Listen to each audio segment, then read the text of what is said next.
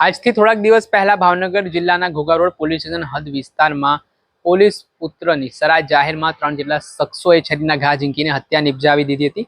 આ ઘટનાથી ભાવનગર શહેરમાં ઘેરા પ્રત્યાઘાત પડ્યા હતા। આ મામલે ઘોઘા રોડ પોલીસ સ્ટેશન ખાતે 3 આરોપીઓ વિરુદ્ધ હત્યા અંગેનો ગુનો પણ નોંધાયો હતો અને પોલીસે 48 કલાકમાં 3 આરોપીઓની ધરપકડ કરી હતી।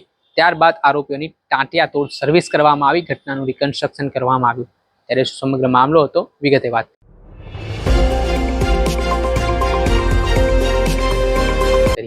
નમસ્કાર દર્શક મિત્રો, સ્કાયનેટ મીડિયામાં આપનું સ્વાગત છે। હું છું પ્રધાન।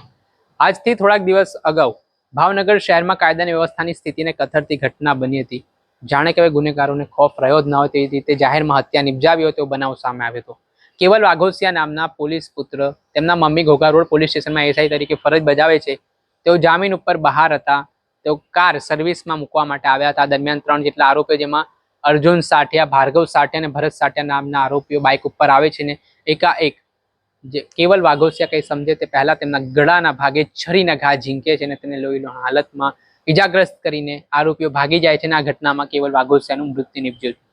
હવે એવું કહેવાય રહ્યું છે કે 2018માં જે આ 3 આરોપીઓ હતા તેમના ભાઈની હત્યાનો મામલો સામે આવ્યો હતો। આ હત્યામાં કેવલ વાઘોસિયા અને તેમના સાગરીતોના નામ સામે આવ્યા હતા। 2018માં ભાવનગર કોર્ટ દ્વારા કેવલ વાઘોસિયા અને તેમના સાગરીતોને આજીવન કેદની સજા પણ ફટકારી હતી, પરંતુ ભાવનગર કોર્ટના ચુકાદાને પડકારવા માટે આ કેવલ વાઘોસિયા નામના યુવાન છે તેમણે ગુજરાત હાઈકોર્ટમાં અરજી કરી હતી જામીન માટે અને તેમને કોર્ટે જામીન આપ્યા હતા।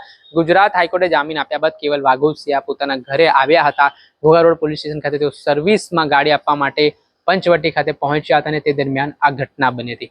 આ મામલાના સંદર્ભમાં 48 કલાકની મહામહેનતે ભાવનગર પોલીસે 3 આરોપીઓને દબોચી લીધા હતા અને ત્યારબાદ તેમની ધરપકડ થયા બાદ તેમની ટાંટિયાતોડ સર્વિસ પણ કરવામાં આવી છે। એટલું જ નહીં, ઘટનાનું રિકન્સ્ટ્રક્શન પણ કરવામાં આવ્યું છે કે તેમણે કેવી રીતે હત્યા કરી છે, હત્યા માટે એક વેપન એમણે વાપર્યું હતું, તમામ બાબતે પોલીસ દ્વારા પૂછપરછ કરવામાં આવી રહી છે।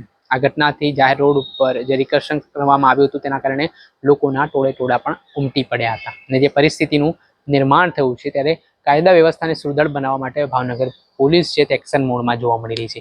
દર્શક મિત્રો, સ્કાયનેટ મીડિયાને આપ લાઈક કરી લો, સબસ્ક્રાઇબ કરી લો અને શેર કરવાનું ભૂલતા નહીં।